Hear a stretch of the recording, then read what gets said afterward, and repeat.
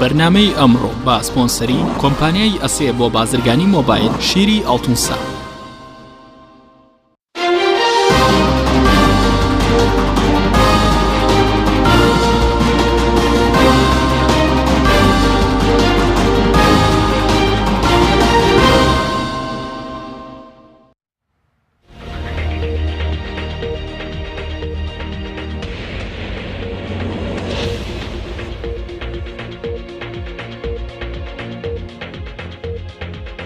بەناوی خوای گەورە سڵاوتان لێبێت بەڕێزان. وەفدێکی باڵای هاوپەیمانی شیعەکان سەردانی هەرێمی کوردستانی کرد و لەگەڵ لایەنە سیاسیەکانی هەرێم پرۆژەی ئاشتەوایی نیشتیمانی و پەیوەندیەکانی نێوان هەرێم و بەغدایان تاوتوێ کرد. وتەبێژی ئەنجومەنی باڵای ئیسلامیش لە عێراق ڕای دەگەنێت لایەنە سیاسیەکانی هەرێمی کوردستان پرۆژەکەی ئێمەیان پێ باشە و وابڕیارە تێبینی خۆیان لەسەر پرۆژەکە بنووسن. بە میواندارێک لە بەڕێزان لە ستۆدیۆی سەرەکی حەسەن جیاد ئەندامی پێشووی پەرلەمانی عێراق لە فراکسیۆنی یەکێتی نیشتیمانی هەروەها لە بەغدادەوە مەسعود حەیدەر ئەندامی پەرلەمانی عێراق تاوتوێی ئەم پرسە دەکەین. لە سەرەتادا راپۆرتێک دەبینین دواتر لەگەڵ میوانەکانمان درێژە بەم پرسە دەدەین.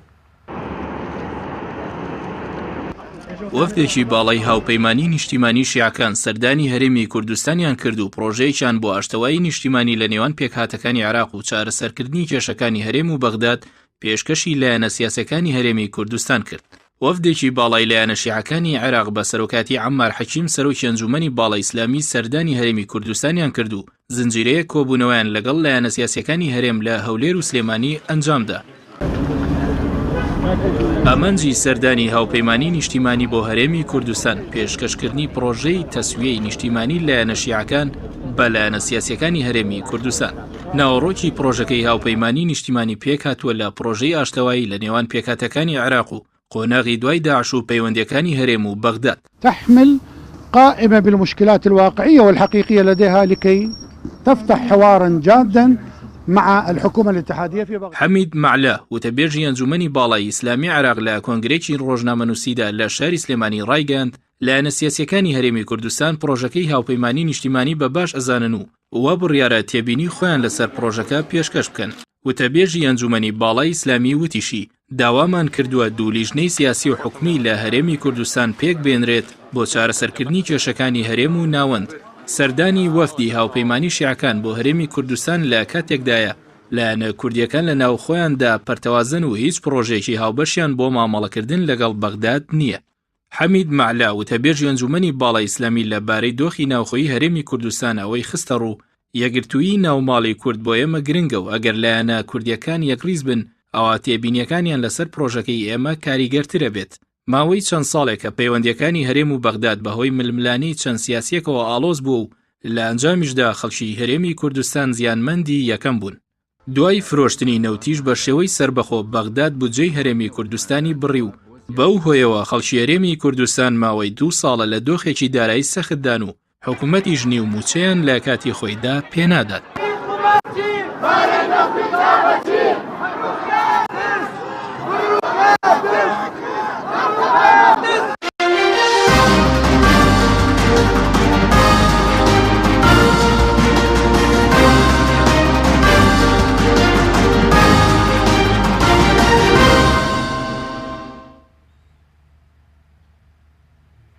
دووبارە سڵاوتان لەبێت بەڕێزان. سوپاس بۆ میوانەکانمان کە حەسەن بەخێر بێنەگە سەرتا لە بەڕێستانەوە دەست پێ بکەین. سەرنجی بەڕێستان لەسەر سەردانی هاوپەیمانی شیعەکان بۆ هەرێمی کوردستان لەم کاتەدا چی؟ بەڵێ زۆر سپاس. تا ئێستا لەم ماوەی دواییە هیچ وەفدێکی ئاوای گەورەی یەکگرتووی هاوپەیمانی نیشتیمانی نەهاتوو بۆ هەرێمی کوردستان. هاتوون بەجیا سەید عەمار عەبادی و لایەنەکان تر هەر حزبێک بەجیا هاتوو. ئەم وەفدەیان هەمویان پێکەوە هاتوون. ئەوەی کە گۆڕانکاریشی تیا بۆ ئێستا سەید عەمار حەکیم خۆی ڕئیسی تەحالوفی نیشتیمانیە. ئەمەش گرنگە علاقاتێکی باشی لەگەڵ هەرێمی کوردستانە بەعامیش لەگەڵ کووردا هەیە تاریخیان هەر علاقاتی باشیان هەبوو بە بنەماڵەیش. ئەمە دوو سێ ئێستا دوای ماوەیەکی زۆر لە ئەوەی کە کێشەکانی بین هەرێمی کوردستان و بەغا چارەسەر نەکران بە معلەقی ماونەتەوە ئەمان هاتوون هینێکەکەن ڕێی هەرێمی کوردستان بزانن ڕێی خۆشیان هەیە ئەمان مەشروعیان پێ بووە بزان چەند ئەتوانن هەرێمی کوردستان و بەغا لە یەک نزیک بکەنەوە ئەو کێشانەی کە بارپەسراوی ماونەتەوە قابلی چارەسەرکردنەوە لەم مەرحەلەیە چارەسەر بکرێ. من پێم وایە زەحمەتە تا کۆم ساڵ بە تایبەتی کە انتخابات لە پێشە کێشەکان چارەسەر بکرێن ئەکرێت تطبیعی بکرێت لە علاقات باشتر بکرێت لە علاقات ڕەنگە ئەوان خۆیان بۆ مەرحلەی دوای انتخابات حاضر بکەن و هەمووش لە کاتی انتخابات هەمووی بەجیا ئەڕۆن و هەر کەسێکیان بەلایەکە ئێستا تەحالفن بەڵام لە کاتی انتخابات هەموو کەسێکیان قایمی خۆیان هەیە بەڵام لە سیاست عامەکانیان یەکگرتوون بەداخەوە کورد ئێستا نە لە ناوخۆ یەکگرتووە نە لە سیاست عامەکانی ناوخۆ یەکگرتووە و بێکێشەیە نە سیاستەکانشی لەگەڵ بەغاش یەکگرتووە و بۆیە زۆربەی زۆر لە قەرارەکان کە لە پەرلەمانی عێراقی پەیوەندی بە کوردەوە هەیە دەریشە چێ کورد لێوێش یەکگرتو نییە. بەڵێ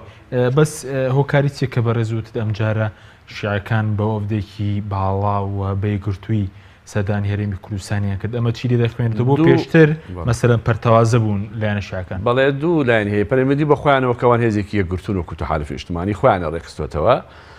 گەلەبیتان بێکە انتخابات بێ قایمە دابزین دەنگە زۆریشیانی نا کورسی زۆریشیانی نا پەرلەمانی عێراق ئێستا مەرحەلەیەکە بەرەو انتخاباتەچن لە مانگی نۆش انتخاباتە ئەنیوا پیشاندان کاوان هێزێکی یەکگرتوون بەڕامەی خۆیانیان هەیە و عسید ئەمار مەشروعێکی هەبوو لەو ماوە تەرحی کردووە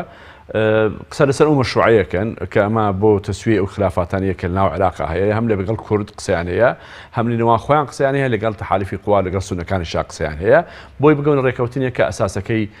هاوپەیمانی ئەوە ئیش لەسەرەوە کە مصالحەی وەتەنی هەبێت و هەموو لایەنەکان پێکەوە و ترتایمیشکردن نەمێنێت و ئەو کێشانەی کە پێشتر ڕووی داوە و ئاثاری شەڕی داعشوانە هەموو چارەسەر بکەن. بەڵێ ئەم پرۆژەیە یاخودەم لێک نزیک بوونەوەم هەوڵە بۆ قۆناغی دوای داعش یاخود پەیوەندی بە نزیک بوونەوەی هەڵبژاردننی ئەنجومەنی پارێزگاکانەوەی کە بەڕێزوتت لە مانگی نۆ ئەنجام درێەوە لە ساڵی داهاتوش لە 34 هەڵبژاردنەوە بڕیار هەڵبژاردننی پەرلەمانی عێراق بکرێت. بە هەردووکیە پەیوەندی هەیە یانەوێت دوای داعش هەندێک لەو کێشانێک کە هەبوون بریینە گەورەی کە داعش دروستی کرد ساڕێژ بکەنەوە و تا ئێستاش کێشەی گەورە هەیە لە ناو عێراقا خاوی بکەنەوە نەزعی تائفی و مەشاکلانێک کە ڕوویاندا ئەوەی کە بوو هۆی ئەوەی بەڕاستی داعش هات مقامێکی وانەکرا زعیب و ئەو کێشانێک کە دروست بوون نێڵن کەمێکەمی بکەنەوە و لەگەڵ کوردستانە لەگەڵ هێرێمی کوردستان علاقاتیان باشتر بکەن و لە ناوخۆشیانە ئەو پەیامیان هەیە کە هەمویان پێکەوە بۆ چارەسەرکردنی ئەو کێشانە و دەرگا لەسەر سونە و دەرگاش لەسەر کورد وڵا ئەکەن بۆی ئەمە پێڵێن حوار لەسەر ئەو مەشروعیان حواری بکەن بە هەمویانە ئەڵێ هەموو مەشروعەکان هەموو بە پرۆژەکان کە هەیە پرۆژەیەکی لێ دەربچێ خزمەتی گشتی بکە لە عێراق. بەڵێ سپاس دەکەم دواتەگەرم و لای بەڕێز ئەگەر بچین لای کاک مەسعود لە بەغداد و کاک مەسعود سپاس بۆ بەشداریکردن لە بەرنامەکەماندا ئەگەر سەرەتا بەڕێز ئەوەندەی کە ئاگادار بیت ناوەڕۆکی و پرۆژەی یاوپەیمانی نیشتیمانی بە شێوەیەکی گشتی چی لە خۆ دەگرێت ئایا ئێستا پرۆژەکە تەناوەیە کە پێشکەشی لایەنە سیاسیەکان دەکرێت یاخود لە ناو پەرلەمانی هیچ گفتوگۆیەک لەسەر ئەم پرۆژە یاوپەیمانی شیعەکان کراوە؟ بەڵێ بەنای خۆی بەخشنەوە مێرەبان سڵاو بۆ بەڕێزت و بۆ برای بەڕێزم کاک حەسەن و بۆ بینەرانی بەڕێز پرۆژەکە لە حەوت تەوەری سەرێکی پێک هاتووە و تەوەرەکان تەوەری سانەوی لێ بێتەوە و زۆر فرە ڕەهەندە و هەمە لایەنەیە ئەگەر بە کورتی کۆی بکەینەوە ئەتوانم بڵێم زۆر تاکیدکردنەوەیە لە زۆربەی ئەو مەوادە دەستوریانەی کە لە ماوەی 30 ساڵی ڕابردووە لە نێوان پێکاتەکانی عێراق کورد و سونە و شیعە کێشێ لەسەر هەبووە و خلاف بووە لەسەر تەفسیرکردنی و جێبەجێکردنی. طبعا ئەم پرۆژەیە بۆ خۆی شتێکی زۆر باشە لەبەرەوەی تاکید لەسەر هاوڵاتی بوونەوەکە کە لە ئەساسا دەوڵەتی عێراقی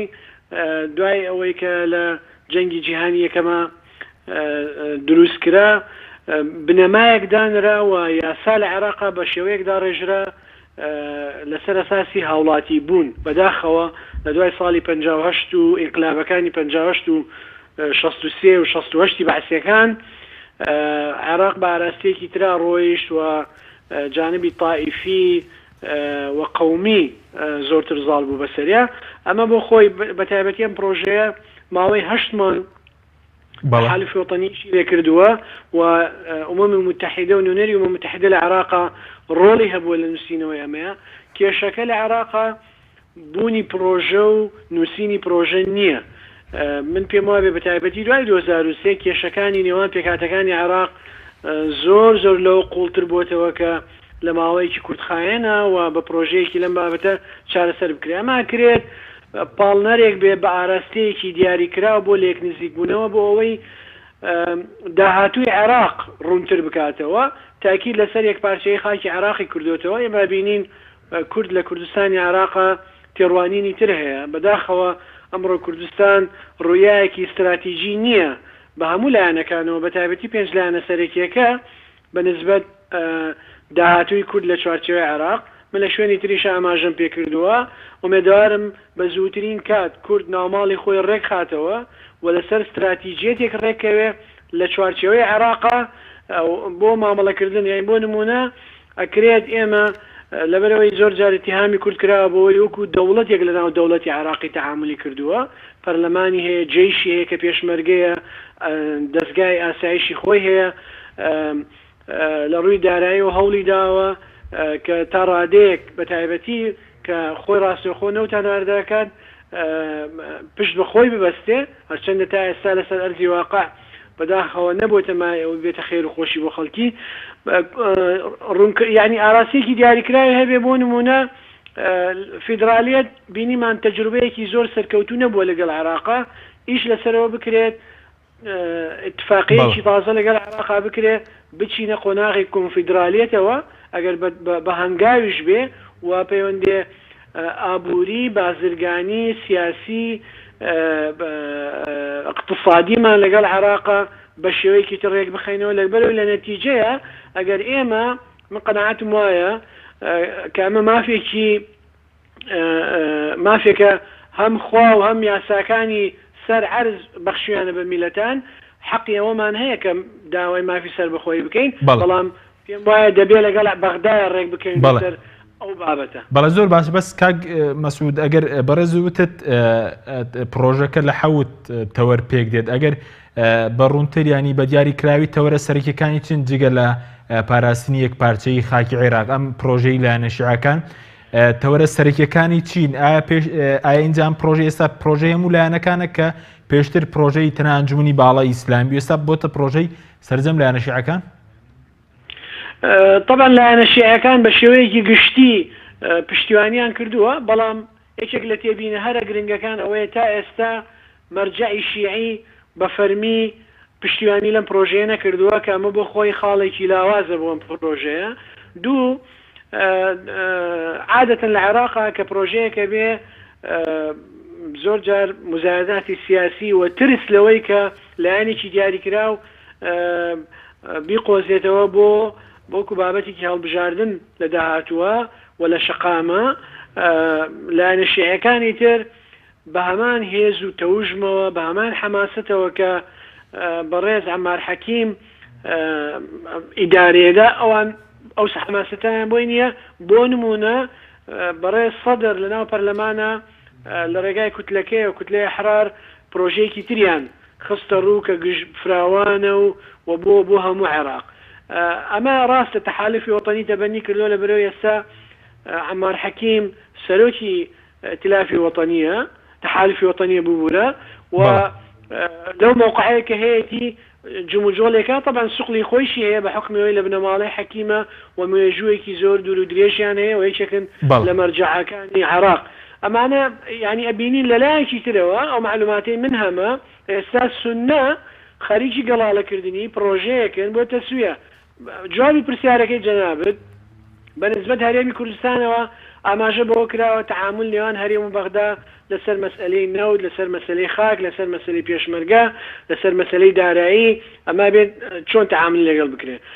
لەگەڵ سونەکانە باسی قانونی مساءلە و عەدالە کراوە باسی لێخۆشبوون کراوە باسی ئاشتەوایی کۆمەڵایەتی کراوە باسی ئەوش کراوە کە بۆ نمونە لەگەڵ ئەوانەی کە دەستیان تێکەڵە لەگەڵ دەستیان هەیە لە خوێنی عێراقیەکانە بە تایبەتی کەسە دیارەکانی حزبی بەعث و فیدائیەکانی سەدام ئەمانە ممکن نییە لیان خۆش ببێ. یەکێ لە بربەستەکانی تری پێش ئەم پرۆژەیە ئەوەیە ئایا ئەو سونانەی کە لە دەرەوەی عێراقن و بەشدارین لە پرۆسی سیاسیە چۆن تەعامل لەگەڵەماکەن. من نامەوێ یعنی لەم ئەم پرۆژەیە بچووکەمە پرۆژەیەکی زۆر گرنگە بەڵام پێویستی بەوە هەیە داعمی دەولی هەبێ کە خۆشبەختانە ئەمم متحیدە داعمی کردووە و گرنگیشە چۆن ئێستا سونە خەریکی گەڵاڵەکردنی پرۆژەیەکن بۆ ئەوەی لە تەفاوزا لەگەڵ تەحالفی وەتەنیە قسەی لەسەر بکەن گرنگە کورد بە زووترین کات ناوماڵی خۆی ڕێکخا و ڕۆیایەکی مشترک هەبێ بۆم بابەتە. بەڵای سوپاس دەکەم دواتە گرێنەوە لای بەڕێستان کاک مەسعود سوپاسی بەڕێستانەکەین. کاک حەسەن سەبارەت بووی کە کاک مەسعود ئاماژەی بۆ کرد کە ئێستا جگەر لە لایەنە شیعەکان کەم پرۆژەیان پێشکەشی سونە و کوردیش کردووە پرۆژەی سونەکانیش سەرقاڵی گەڵاون ئەی کورد ینی لەکوێ ئەم پرۆژان دەیاخۆ کورد دەبێت چۆن تەعامل لەگەڵ ئەم پرۆژەی لایەنە شیعەکان بکات. خۆی هەر کەسێ پرۆژەی خۆی هەیە ینی تێڕوانی سە من خۆم هەموو جارێ باسەکەم کە سەدام سقوتی کرد و دوای ئەوەش ئەگەر کوردێک بێنی و سونەیەک بێنی لە عێراق و شیعەیەک بێنی کەمایەتەکانش پڕ احترام بۆ ئەوانش بێنی پێیان بڵێکی دستورێک بنووسن بۆ وڵاتە تێڕوانەکان لەسەر دستورەکە زۆر دوورن. ئێمە عێراقێکمانەوێت دیموکراتی پەرلەمانی فدرالی ئەوانە هەندێک خەڵکی تر زۆر تحفظی هەبوو لەسەر فدراالێکە و لەسەر شتی تریش لایەنی تریش بە شێوەیەکتر ئەوێنێ عێراق حکوم بکەنەوەوانە بۆیە تێڕوانەکان جیاوازن. من هەلەوە کەوتە بیرم کە باسی پرۆژەت کرد لە 2010 کە مالکی بۆ جاری دووەم بوو بە ڕئیسی وزەرا اتفاقێکمان هەبوو ئێمە لە هەرێمی کوردستان و اتفاقێک کرا لەگەڵ ئەوانە لەسەر 22 خاڵ قانونی نەوت و غاز دەربچێ بجێ پێشمەرگە سەر بکرێ ئەو کێشانەی کە ماون چاک بکرێن محکمەی اتحادی دەربچێ ئەو قوانینی کە پێویستە بە جەماعی قەراری لێ بدرێت توافق بێ حکوومەتی دارەکردنی حکوومەت کە چوین خراپترین علاقات لەو فترە دروست بوو کە ئەو پرۆژێش بوو کە لە هەرێمی کوردستانیش وە بە دەستپێچکەری کوردیش حکوومەتەکە دامەزرا و بڕێن لە مەساتی ئەخیری تشکیلی حکوومەتەکە لە هەرێمی کوردستان و لە هەولێرە بۆ اتفاقە کەچی جێبەجێ نەبوو لە دوای ئەوە تەناحوری گەورە لەبێن ئێمە بەغا دروست بووە ئەو جابوونەوە بوو کە ئەیبینی وەگە تا گەیشتە ئەوەی کە بودجێ هەرێمی کوردستانیان بڕی و ئێستا علاقاتێکی بڕێن ناتەبیعی هەیە لە بینی ئێمە و بەغا و ئێستەیش باشە گەر سێ پرۆژە هەبێ یان چوار پرۆژە هەبێ هەمووی لە پرۆژەیەکا کۆ بکەیتەوە. زۆر باش بەس بەلایەنە کوردەکان کاک حەسەن سەبوون و هەرێکیان تەنە ناتوان لە ناو خۆی خۆیاندا کۆ ببوونەوە ینی ئێستا هیچ ڕوویایەکی مشتەرەکەیە بۆنم لە کورد چۆن ماوەڵەکە لەگەڵ عێراقی دوای داعش لە خێر تێڕوانی زۆر جیاواز هەیە ینی بەزەقی هەندێک خەڵکێ بێڕێمە هیچ پێویستمان بە بەغانیە و لە منتەڵەقی ئەوەی شەوە ئەعلانی بڵین ئابووری سەر بەخۆوانە کراونەوەتمان دەرێنا لە منتەڵەقەوە کەیتر بەغدا فتوێمەشمان بە بەغانیە لایەنی تریش واقعیترن ئەڵێن عەمەلیترن ئەڵێن کاکە مەجای لەگەڵ عێراقین و بەشێکی لە عێراق دەبێت تەعامی لەگەڵ بکەین تا ئەو لەحظەیە کە ئەبین بە دەوڵەت کە بم بە دەوڵەتیش هەر پێویستیمان بەهۆیە کە لەگەڵ عێراق بە ئاشتی ئەو دەوڵەت ئەعلام بکەینەوە بە اتفاقێکی قانونی و دراوسی و دەروجینانی باش وانەیە مە بەجا ببینەوە. دوو تێڕوانی جیاوازیان چەندین تێڕوانی جیاوازەیە و لە هەرێمی کوردستان بەڕێی من قەت هەرێمی کوردستان وەکو قۆناغی ئێستا لە علاقاتی نێوان لایەنە سیاسیەکان ئەوەندە پەرتەوازە نەبووە ئەوەنە بۆچوونەکانیان جیاواز نەبووە بەو شکلش ڕەشبین نین کە ڕێک ناکەونەوە بەڵام دەبێ بە پەلە ڕێکەونەوە ئێستا کۆبنەوە لەبێ لایەنەکانە هەیە دەبێت پەرلەمان بچەوە شوێنی خۆی و تەفعیل بکرێتەوە حکوومەت کارا بکرێتەوە دوایەوە پێرۆژەیەکە بوو بەرە دووسێمان کە ئەوت هەرسێ سەرۆکایەتەکە بگۆڕن بۆشیان لەسەر نەکە بەڵام ئێستا کە ئێستا لایەنە شیعەکان ڕۆ تەبێژی ئەنجومەنی باڵای ئیسلامی باسی لەوە کە هەر یەکگرتووی ناوماڵی کورد بۆ ئێمە گرینگە و پێویستە کورد یەکگرتوو بێ ینی ئێستا کە کورد یەکگرتوو نەبێت باسی وەشی کرد کە کورد یەکگرتوو بێ تێبینەکان کاریگەرتر دەبن ینی ئێستا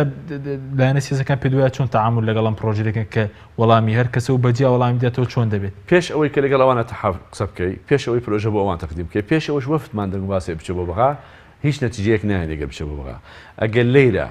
لەگەڵ سەر خەتی ئەساسی و اتفاقێکی چاک نەکەن هەموو لایەنەکان ڕێک نەکەونەوە لەسەر پرۆسەی سیاسی لە هەرێمی کوردستان و تەفعیلکردنی دام و دەستگا و موسساتەکانی هەرێمی کوردستان کە هەرێمی کوردستان بەڕێوە دەبێت ئەمە چاک نەکەن هیچ قسەیەک معنای نیە لەبەرەوە ئەسباتیشی کرد لە ماوەی پێشوو هەندێک قوانین لە هەرێمی کوردستان لە بەغا دەرچوو کورد موحەد نەبوو ئێستش ئەگەر ڕێک نەکەوێتەوە بۆ معلوماتە دەنگە لەسەر ڕەتفعلی ئەوان ئێمە تەواوتر پەرتەوازە بووین دوێنێش باسم کرد لە بۆ نمونە مەسەڵەن ئێستا توان دێ تەرەح ئەوان کە ئێهێنن ئەوەی کاک مەسعود زۆر ڕاستە ینی ڕاستە ئەوان بەعام تەرحەکە بە ناوی هەموو تەحالفە بەڵام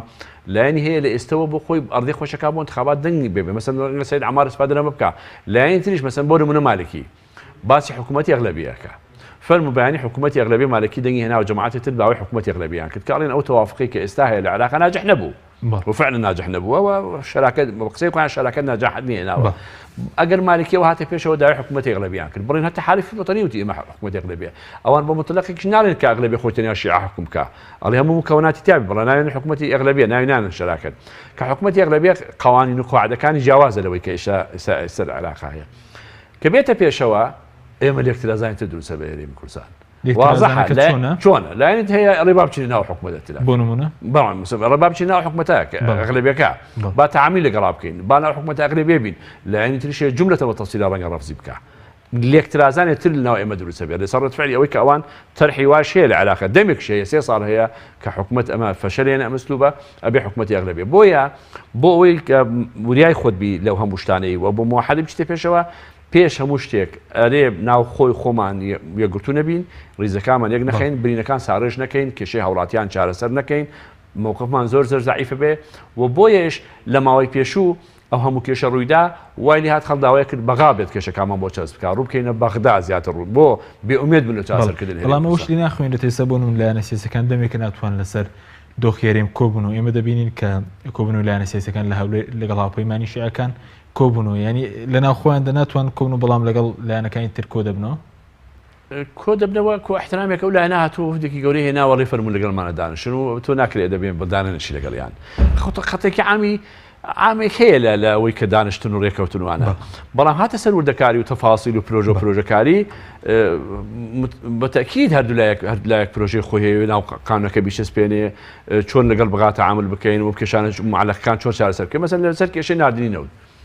ڕێیەکی وا هەیە کە نەوت من تەسیر بەغای نەکەین و خۆمان نەوت بنێرین و بەغا هیچ سفادەری ناکەین و اتفاقان بەسەن ڕێیەکی وا هەیە ڕێیەکی تریشی ڕێ نەخێت ئێمە فەشەرمێنە لە مۆزوعە ئەم خۆناغەیش با لەگەڵ بەغا ڕێکەوی نەوتەکەی تەسیم بوجەکەمان بۆ بنێرێ ئەوە دوو ڕێڕوانی زۆر جیاوازن لە شتەکان تریش هەروە سپاس دەکەم کاک مەسعود ئەگەر بگەڕێنەوە لای بەڕێستان سەبارەت بەوەی کە پێشتر بەڕێز وتت ئێستا ئەم پرۆژەیە و پەیمانی شیعەکان ینی پاڵپشتێکی نەتەوەی گرتوەکانی وەرگرتووە ئەوەندەی کاگەداربی پاڵپشتی وڵاتانی هەرێمی چۆنە بۆ ئەم پرۆژەیە پاشان ئەم پرۆژەیە هاتووەتە ناو پەرلەمانی ئەوان دەیانەوێت لە ناو پەرلەمان ڕەنگداتەوە یاخوتەنە لە چوارچەوەی گفتوگوی نێوانلایەنە سیاسیەکاندا دەمێنێتەوە بەڵێ طبعا عادەتەن هەر پرۆژەیەک هەبێ پێویستە لە ڕووی سیاسیەوە زۆر بەباشی ئارزێتی بۆ بڕەخسێنرێ و هەموو ئەم سەردان و کۆبوونەوانە بەو ئاراستەیە ینی پێشووتریش سەرۆکی تەحالوفی وەتەنی چووەتە ئوردن محاولەی کردووە ئەو لایەنە سونیانە ببینێ کە لە ناو عێراقانین و وەکو ئۆپۆزیسیۆنی دەرەوەی عێراق ئیشەکەن و طبعا دەبێت ڕۆڵی وڵاتانی ئیقلیمیش بەرچاو بگیرێ بە سەراحەت جانبی سنی معادلەیەکی معقدە بەنسبەت ئەم مبادرەیەکە هەیە لەبەرەوەی سونەکان لەناوخۆیانە ڕێک نین و تأسیری وڵاتانی ئیقلیمیش لەسەریان ئەوەیە ینی جیاوازە بۆیە کێشەیە تاوەکو ئەوان بۆ خۆیان یەکدەنگ نەبن ڕێک نەکەون زەحمەتە بەنسبەت کوردیشەوە گرنگە کە یەکدەنگ بێن ئاماڵی خۆی ڕێکخە بۆ ئەوەی کار لەسەر ئەوە بکات کە ئەم پرۆژەیە بە ئاراستەیەکا بڕوە کە بە شێوەیەکی ئیجابی لەسەر هەموو پێکهاتەکانی عێراق ڕەنگدانەوەی هەبێت. بەڵێ ئەی سەبارەت بە هاتووتە ناو پەرلەمانی عێراقەوەم پرۆژە هیچ گفتوگویەکی لەسەر کراوە لە ناو کوتلە سیاسەکانی ناو پەرلەمانی عێراق؟ تا ئێستا نهاتووە ئێمە اطلاعمان لەسەری هەیە و پرۆژەکە نسخەیمان دەستکەوتووە بینیومانە وەکو پەرلەمانتەرانی عێراق بەڵام بە شێوەیەکی فەرمی نهاتووتە ناو پەرلەمان و پێم وابێ هەتا وەکو پێکهاتەی سەرەکی کورد و سوننە و شیعە ڕێک نەکەون لەسەری بەشی ئاراتێکە بڕۆ ئەو چوارچێوەیەکی یاسایی ناتوانرێ پێ بدرێت. بەڵێ سپاس دەکەم ناوبڕێکی کورتمان هەیە دواتر دەگەڕێنەوە لای بەڕێستان بەڵێ بینەرانی بەڕێز ناوبڕێکی کورت و دەگەڕێنەوە وڵاتان لەگەڵمان بمێننەوە. بەرنامەی ئەمڕۆ بە سپۆنسەری کۆمپانیای ئەسێ بۆ بازرگانی مۆبایل شیری ئەڵتونسا.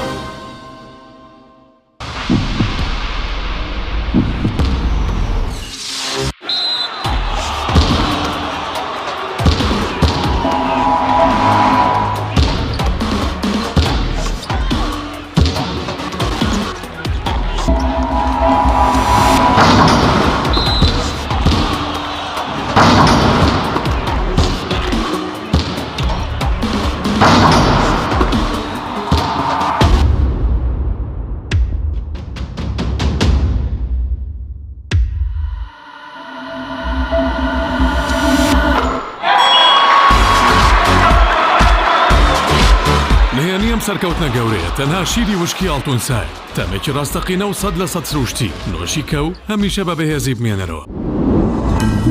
تۆپ ئارت تاکە بریکاری تۆڕی میدیایی کۆمەڵ بۆ دروستکردن و بڵاوکردنەوەی ڕیکلام. تۆپ ئارت.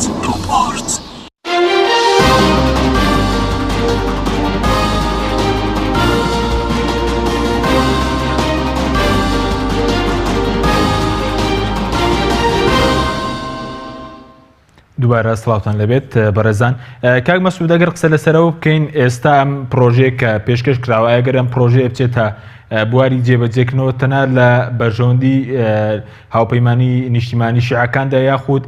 بەرژەوەندی کورد و سونەش لە عێراقدا بەرزەستە دەکات یاخود کاردانەوەی ئەوەندەی کە بەڕێز داگەداربی کاردانەوەی لایەنە سونیەکان بۆ ئەم پرۆژەیە چۆنە؟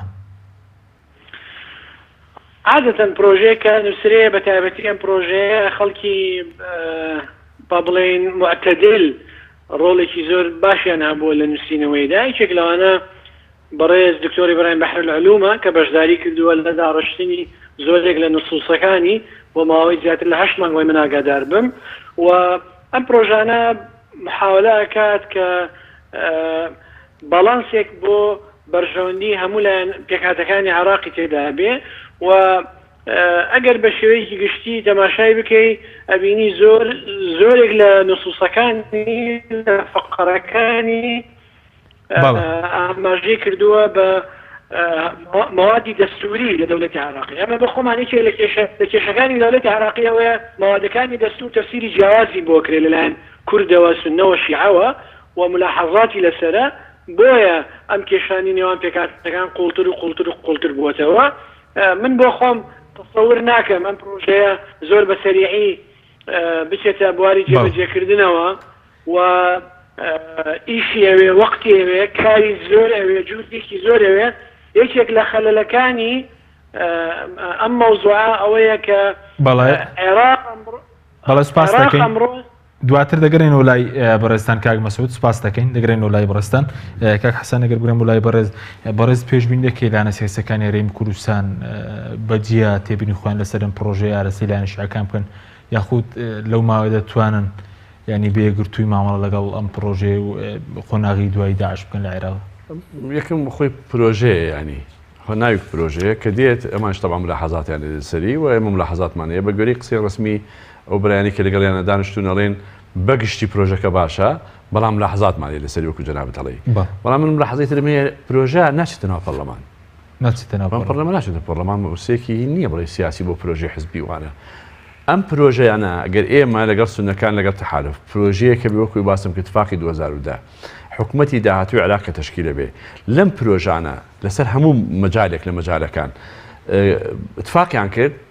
ئەو حکوومەتە ملزم کەن کە تەشکیلە بێت تەکلیف ڕئیس وزراکان بێتە بەرنامەی کاری حکوومەتی داهاتوو. پرۆژەی بۆ کەم خۆناغەیانی بەڕێی من ئەوەی کاکمەتوی باسێکە من ڕیشی ڕێیم وایە ئەم پرۆژەیە بە چەندین مانگی تر ناگەێنێ ئەوەی کە هەر سێلایەنەکە پرۆژیان هەبێ و اتفاق لەسەر پرۆژێ بکەن ماتا با زۆر پەرە نەکەین کە ئەوە پرۆژەیەکە و دەچێتە بواری جێبەجێکردن. ئەم هاتنی ئەم وەفدە بەڕێی من ئەگە بتوانێ شتێک لەوەی کە لە بینی هەرێمی کوردستان و بەغا هەیە بەتایبەتی لە مەسەلەی مالی و لە مەسەلەی نەوت پێشخا باشە بۆ ئەوی کە ئەم کێشانەی کە لە هەرێمی کوردستان دەتوانێت بەوەچوین تۆم پرۆژێ کاریگەری هەبێت زەحمەتە لەبەر نێ ئەمە زەتەوا ئیلتزامەکەین بەوانی کاوان داوایەکان نە ئەوانیش ئەگەر ئێمە ئیلتزام نەکەین شتەکانمان بۆ جێبەجێکەوە تەجروبەی ڕابردووش ئەوەی سەڵماندووە بۆ یەک تاکو انتخابات دەبێ ئەگەر کورد بچێتە ناو انتخابات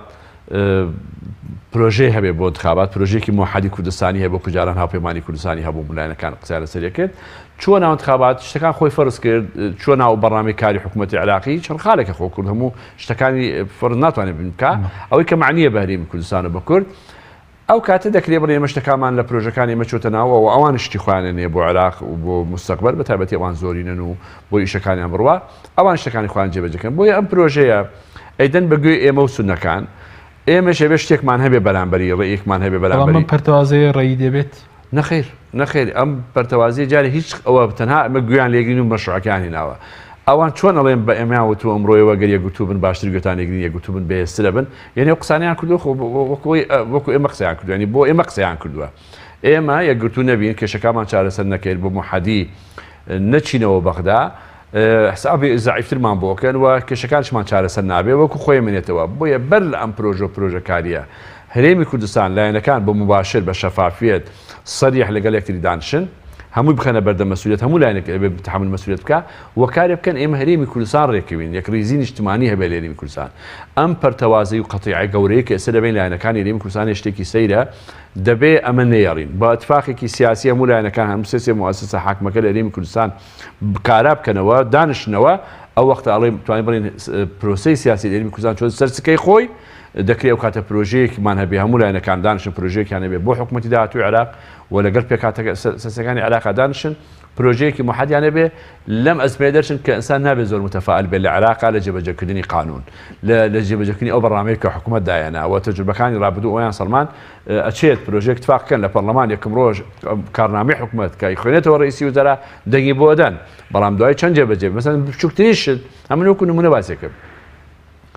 سادەترین شتەوەیە کە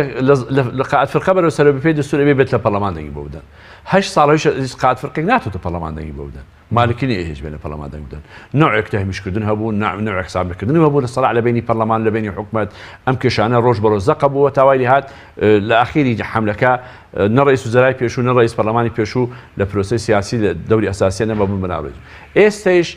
شتێکی ئاسانیە لە عێراق جێبەجێکردنی قانونەکان شتی تەجادباتی سیاسی لە عێراق زۆر قایمە کێشمەکێشمی لە عێراق زۆر قایمە و هەر کەسێک پرۆسەی خۆی ئەمجار هەر کەسە تەطەلعاتی خۆی من وەکو لە سەرتاوە باسم کرد تێڕوانینی ئەساسی جیاوازەیە بۆیە کورد بیر لەوا کاتەوە کە ئێستا لەگەڵ ئەم عێراق ناتوانێت بژی و تا ئەخیریش ناتوانێت لەم عێراق بێن هەر چاوەڕێ بێ و عێراقیش هەر نەخۆشە و چاک نەبێ بیر لەوا کاتە کە دەوڵەتی سەر بەخۆی خۆیە بێ بەڵام بۆ ئەمە کە شتێکی زۆر گەورەیە دەبێ و حەقیشە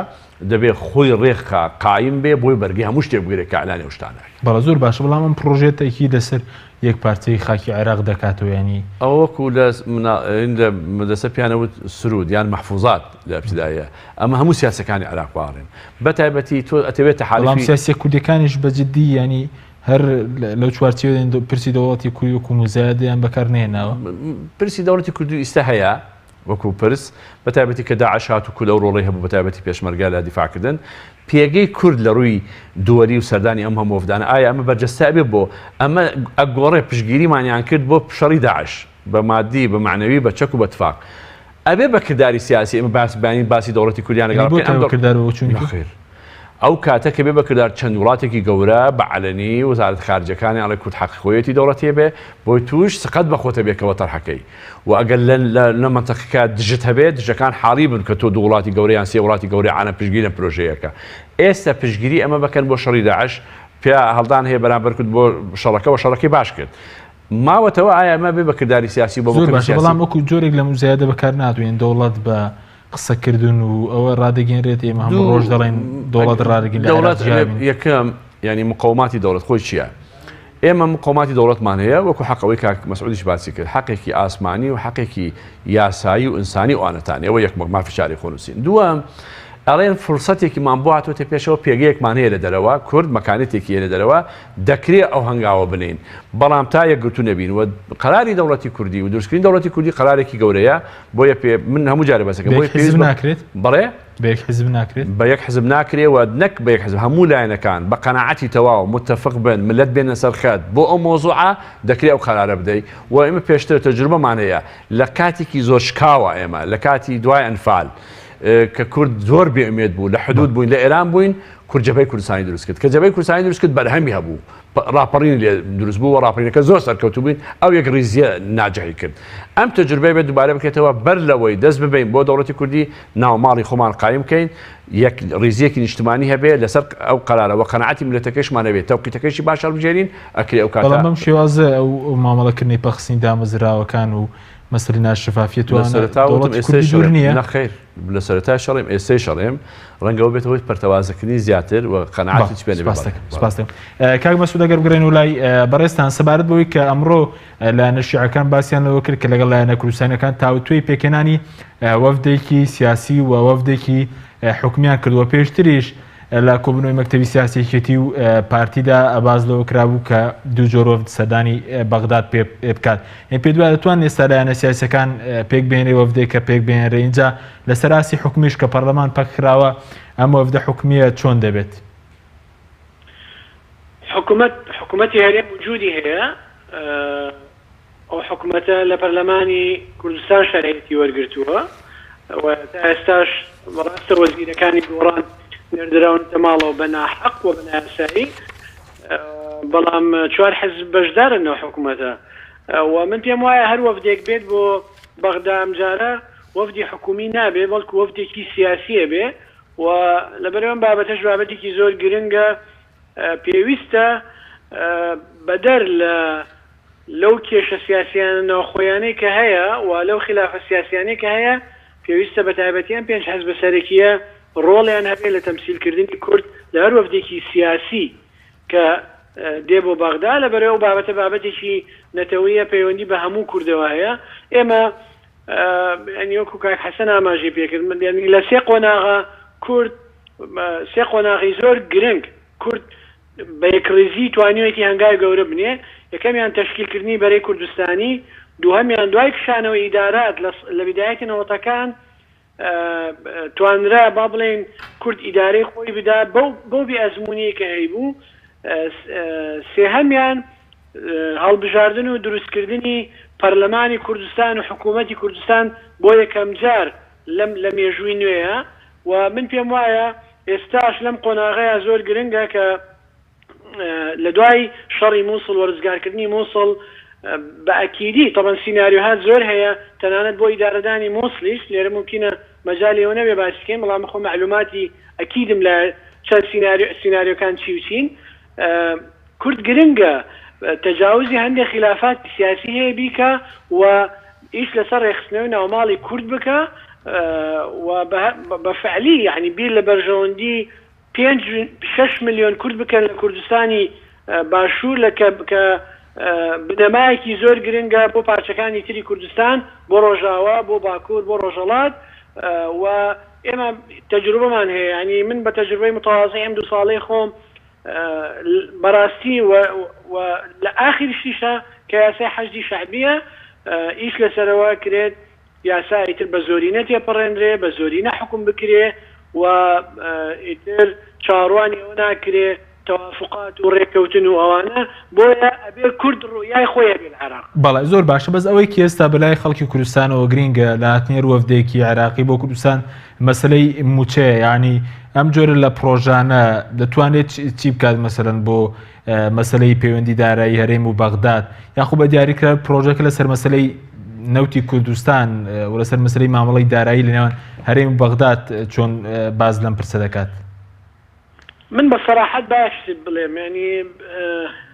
دائما لێدوانەکانم دوو لە مزایداتی سیاسی ئەوانەیە و بەڕاستی کوردانەش ئیشەکەم ئێمە لە کۆبنەوەکانمانە لەگەڵ حکوومەتی هەرێم کە قساکەین حکوومەتی هەرێم ئەڵێ کاکە وەرن ئێمە ئامادەین هەموو بەیاناتەکان خەینە ڕوو تەنانەت لە دوا کۆبنەوەیە بەڕێز سەرۆکی حکوومەتی هەرێمی کوردستان دعوەتمانی کرد کە چەند وەرکشۆپێک ڕێکەخەن ئامادەی ئەویان هەیە بۆ هەموو پەرلەمانتارانی عێراق کوردەکان پرۆسەی نەوت لە هەرێمی کوردستانە هەموو ڕوونکەنەوە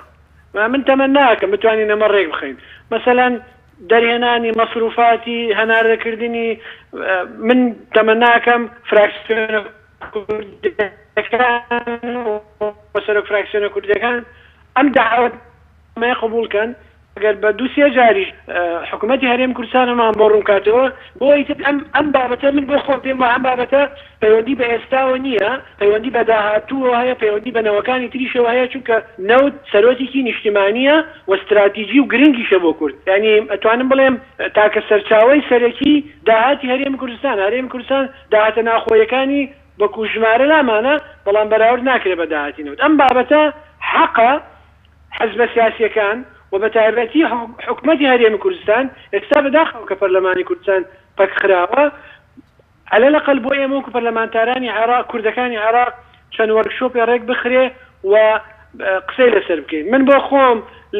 لەگەڵ هاوکارانمان لە لیژنەی دارایی لە دوا کۆبوونەوەیە پرێزنتیشنێکمان پێشکەش کردووە ئێمە ڕۆیامانە بووە حکوومەتی هەرێم ڕۆیایشتر هەبووە بۆ ئێمە لە قاڵبی مزایدات و ئەو شتانە دەریکەین و بیکەینە بابەتێکی نیشتیمانی و ڕوویایەکی دیاریکراومان لەسەری هەبێ و فعلا چەکێکی محوەری بێ بۆ ئەوەی هەرێمی کوردستانی پێ بەهێز بکەین چونکە ئێستا هەرێمی کوردستان ڕووی دارایی وەزعی خراپە موچە نادرێ اقتصادەکەی داتە پیوە کردی تایبەتی داتە پیوە ناشتوانین من یعنی بەڕاستی حتا لە ناو پارتی دیموکراتی کوردستانە سەرکردەی زۆر باڵا هەیە و ڕوونە و بەڵام سیاسەتی خۆکی واقعیانە هەیە و لە کۆبوونەوەکانە بە سەراحەت قسە لەسەرەوەکات کە چۆن ئەبێ ئیش بۆ استقلال ئیش بۆ سەربەخۆی کوردستان بکرێت دوور لە مزایدار من تا ئێستاش گوێم لە تەسریحێک نەبووە مثلا لەو سەرکردانەوە کە هەموو ڕۆژێک باسی استقلال بکەن بەڵام بە عەمەلی ممکنە لە پشت پەردەوە بە حکمی ئەو موقعەکەیەتی یعنی توان لە نەتیجە کۆبوونەوەکانمان بینیمانە کە بەچی ئاراستەیەکە و چی ڕۆیایەکیان هەیە چی ڤیژنێکیان هەیە ئەمانە زانین لە هەموو گرنگترەوەیە هەموو حزبە کوردیەکان بەبێ جیاوازی هەمووی موقفی ئەوەیە لەگەڵ مافی سەربەخۆیە بۆ کوردستان پشتیوانی سەربەخۆی کوردستانەکە بەڵام ممکنە بە میکانیزمی جیاواز بە ئالەتی جیاواز و یەکێک لەوانە بێ موسساتت هەبێ بێ پەرلەمانت هەبێ حکوومەتت هەبێ دەسەڵاتی دادوەری اقتصادێکی شەفافت هەبێ تا ئەم لە حەسەیە پێویستە ئەمانە لە چوارچەوەی عێراق ڕێک بخرێت چکەمە بە پێی دەستور لەناو دەوڵەتی عێراقین و باشترین پایتەخت بۆ یەکلایکردنەوەی ئەم ئیشە بەغدادە نەک ئەنقەرە و تەهران. بەڵێ سوپاس دەکەم کاک حەسەن کاتژمەکەمەوە بە سەبارەت بووی کە باز ئێستا و ئاڵۆزیانی کە لە ڕابردوو دروست بووە لەسەر کێشەی خەڵک بووە خو لەسەر کێشەی شخصی نێوان سەرکردەکان بەوەی کە خەڵک ئێستا خەڵکی کوردستان بۆتە قوربانی و باجەکەی دەدا. منانێکی سیاسیە ینی منانە سیاسەکە باڵی کێشاوە بۆ ئەو توندیە لە علاقات کە وای لێ هات تۆ پەرلەمانەکە پەخەی و سەرۆکی هەرێم و ڕئیسی وزەرا و پەرلەمان هەرسیانی ئیسە پرسیاری لەسەرە و هەرسیانی دەبێت چاک بکرێت. بەڵێ مەبەستم لە پەیوەندیەکانی نێوان هەرێم و بەغداد ئێستا بۆ نمونە کە موچە نەهات ینی لەسەر ئەساسی شتی شەخسی بوو لەسەر بەرژەوەندی نیشتیمانی نەبوو. من لە حەزێک لەسەرەوە دەمێت کاک مەسعود شاتێکی بۆ کرد بەڵام باسی شتەکەی کرد کە بناو هەرێمی کوردستان علاقاتەکە خراپ بوو ئۆتۆماتیکی تەسیری کرد لەسەر پەرلەمانتارەکانی کورد لە بەغدا بۆ نمونە ئەوان فەقیر هەوڵێکی زۆریاندا و بڕگەیەکیان ناو موازنەکەدانا بۆی معاشی مۆزەفەکان بێت هەرێمی کوردستان زۆر زدی ئەم فەقەرەیە هەرێمی کوردستانیان پارتی هەرێمی کوردستان و حکومت بەڕسمی قەراری دەرکرد ناخەمە قاڵبی پارتیوانە حکومت بەڕسمی قەرارێکی دەرکردوتی ئەم اتفاقە ئەم بڕگەیە خستویانتە ناو موازنە لە مەسلحەتی خەڵکی کوردستانیەوە وی هەمووی هەڕۆژاوە دیارەشە جێبەجێش ناکرێوانە بۆیە هەرچی ململان لێ هەیە لە بەغا ڕەنگەداتەوە وەزعێرە خراپێ سوکمانەکە لە بەغدا وەزعێرە خراپێ ناکۆکە بین لە بەغدا لەسەر قانونەکان ناکۆکە بینکەێتە پێشەوە و مهمترین شیش کە کرا موازنە یا ڕەنگە شتیش بێتە پێشەوە یەکگرتو نابی. بەڵێ زۆر باش بەڵام ئەم کێشەی لەسەر شتی شخصی نەبوو کە خەڵکی دوستان 2000 باجەکەیدا لە ملوانیان سەرکردن خۆی مەسەلەی لەگەڵ بەغا بەڵێ شین شخصیتیانی مەسەر حکوومەتی عراقی بوجەکەی بڕیە ئەڵێ بۆ نەفتەکەتانە نردووە شتەکان پەیوەندی زیاتر بە حکوومەتە ینی نەوتان نەنات ئێمە ئەومان لێ کرد و تابعەتی شوێ لەگرێ خلافەکان تونترە بن لە بین دوو شخص یا لە بین سێ شخص بەڵام ئەمانە ئەساساً شتی قانونین شتی عامن شتی پەیوەندی بە حکوومەتەوەی. بەڵێ سوپاس دەکەم کاک مەسعود زۆر بە کورتی جەنابەت پێ دوایە پەیوەندیەکانی نێوان بەغداد و هەرێم کە پێشتر ئاڵۆز بوو لەسەر بەرژەوەندی نیشتیمانی بۆ یاخۆ لەسەر بەرژەوەندی حیزبی زۆر بە کورتی سوپاس دەکەین. پەیوەندی بە دۆسەی نەوتەوە هەیە پەیوەندی بە دۆسەی پێشمەرگەوە هەیە پەیوەندی بە دۆسەی داراییەوە هەیە پەیوەندی بە خاکەوە هەیە شتێکی تر هەیە کە زۆر گرنگە پەیوەندی بە تەفسیرکردنی نصوصی دەستورەوە هەیە من لە 2015 ئەم ملاحەزەیەم کردووە ڕۆیایەک هەیە لە ناو دەسەڵاتدارانی عێراقا زۆر جار لە کاتی تەشریعکردنیشە مەسەلەن مقارنەی هەرێمی کوردستانیان کردووە بە پارێزگایەکی عێراقی تاکیدمان کردوێتەوە کە هەرێمی کوردستان هەرێمێکی فیدرالیە تایبەتمەندی خۆی هەیە ناکرێ وەکو پارێزگایەک تەماشای بکەی معاملە بکەی یعنی لە نەتیجەیە صراعی سوڵتەیە و من پێم وانییە تازە هەرێمی کوردستان قبولی ئەوە بکات وەکو یەکێک لە پارێزگاکانی عێراق تەعاملی لەگەڵ بکرێت. بەڵێ بەڕێز کاک مەسعود حەیدەر ئەندامی پەرلەمانی عێراق زۆر سپاس بۆ بەڕێزتان کار لە بەغدادەوە لەگەڵمان بووی هەروە زۆر سپاس بۆ بەڕێز حەسەن زیاد ئەندامی پێشووی پەرلەمانی عێراق کە بەڕێزیان لە ستۆدیۆی سەرەکی لەگەڵمان بوو سپاس بۆ ئێوە بینەرانی بەڕێز سپاس بۆ هاوکاران لە بەشی کۆنتڕۆڵ کامێرە تا بەرنامەیەکی تر خواتان لەگەڵ.